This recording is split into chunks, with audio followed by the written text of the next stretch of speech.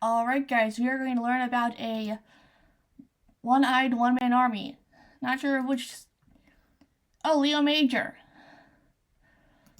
Don't really hear much about this guy. Another one-man army one-eyed guy I'm familiar with is... I forgot his name, but he's in a Sabaton song, The Inculpable Soldier. It's about him. It's the night of April the 13th, 1945 Adrian Cartwright, I think. in Zwolle, in the Netherlands. Canadian soldiers from the Régiment de la Chaudière cautiously approached the city under cover of darkness. Crouching low beside the road, the commanding officer asks for 2 volunteers. For those who dare to step forward, the mission will be one of stealth and courage, not force or fight, or so everyone thinks. Oh no. Despite reports of significant enemy forces in the area, they'll need to enter the city undetected, scout targets, and relay the information back to artillery batteries gearing up for the impending barrage, and if possible, make contact with Dutch partisans. In the quiet still of the night, 24-year-old, bad-tempered French-Canadian private Leo Major and his friend Corporal Willie Arsenault share a quick glance.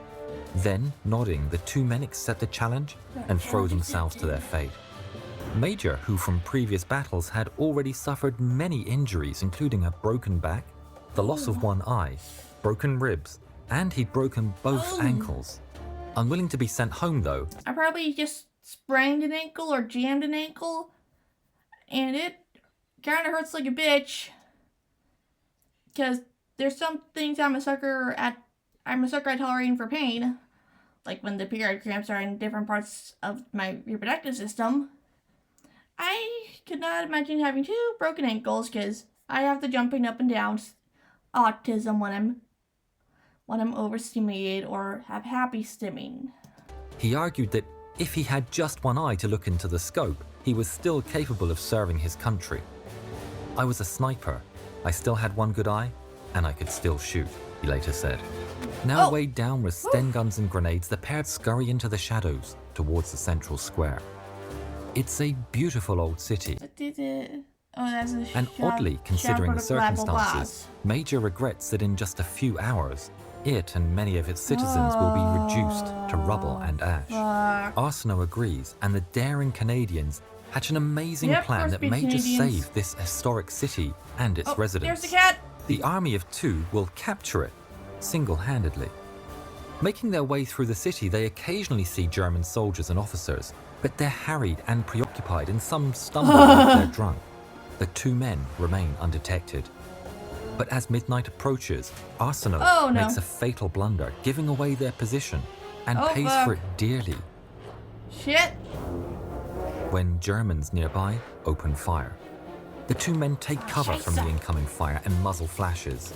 Major turns to his friend to figure out a way out of this mess, but with horror, he realizes that Arsenault's body is limp and that he's been fatally hit. Yeah, that horror soon turns to sadness and then rage. Leo, mad with anger at the loss, struggles to restrain his infamous temper. What happens next is extraordinary. Instead of beating a retreat, he decides to continue the plan alone.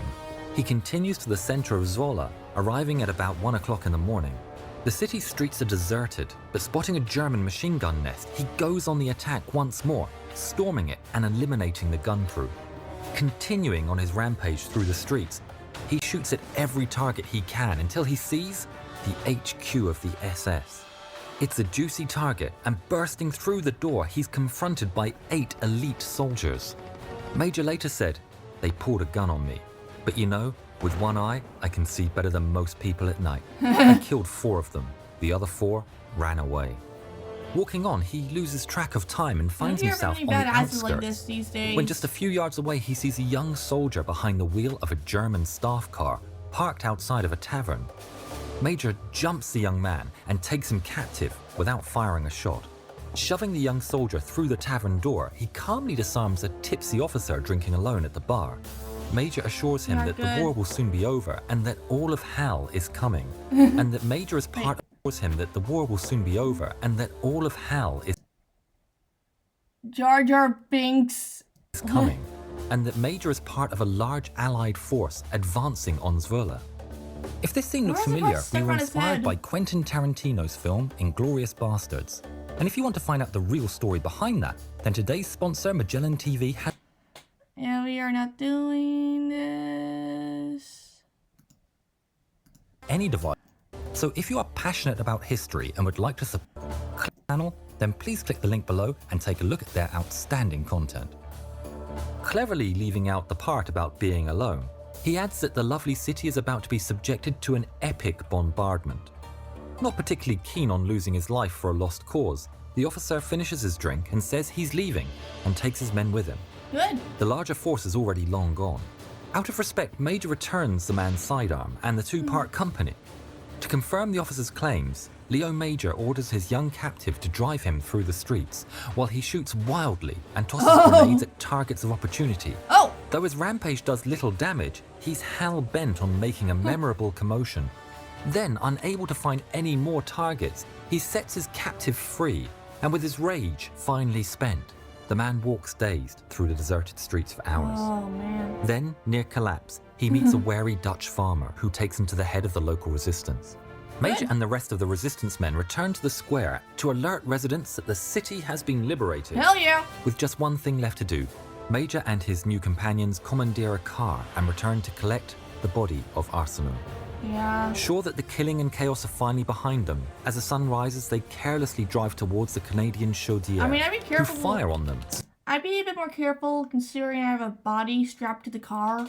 Suspecting they're Germans. Don't want things to fall. Furious and exasperated, Major climbs on top of the car, and when his bewildered compatriots recognize him, they lay down their arms. Leo Major reports that the city is nearly free of Germans. With that good news, the artillery bombardment is called off, and the city and its citizens are spared down to Leo Major's actions. For his heroic, if unsanctioned deeds, Major receives the Distinguished Conduct Medal, but ever the rebel, he declines the decoration because he considers General Bernard Montgomery incompetent and in no way worthy of bestowing it upon him. Although many of Major's exploits that night may have been embellished, it seems he killed more than a dozen Germans in multiple engagements. If you haven't yet, please subscribe to the channel and please watch more.